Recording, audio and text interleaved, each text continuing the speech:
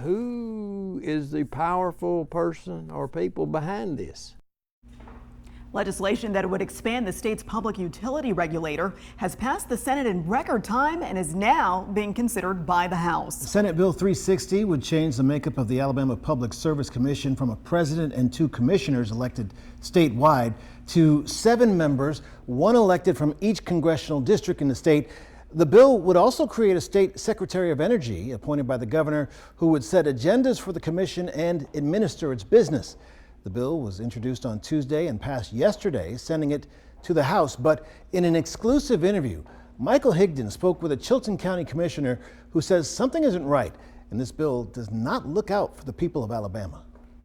I have not found a single person, that's 0, in favor of this bill. Alan Williams is the commissioner of Chilton County, and he's raising the alarm that while the ideas of Senate Bill 360 are on the right track, it still puts too much power at the top.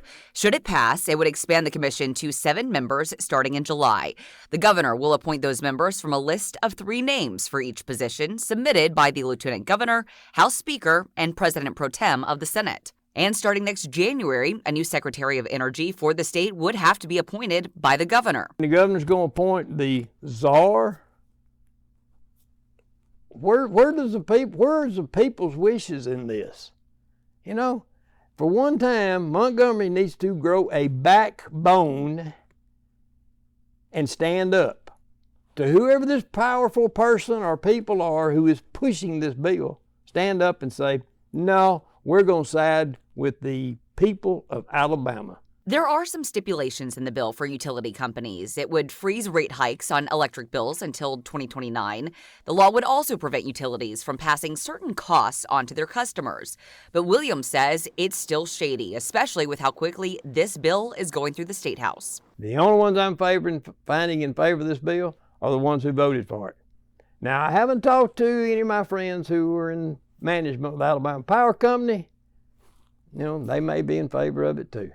And I hope we'll still be friends after this, but anybody who's in favor of this bill is on the wrong side. Williams says he is in favor of the 7-member commission, but only if they're voted on by the public. I want to vote for one person to represent my district, and I want that one person to be accountable to me and everybody else in the district, the same as the other 6.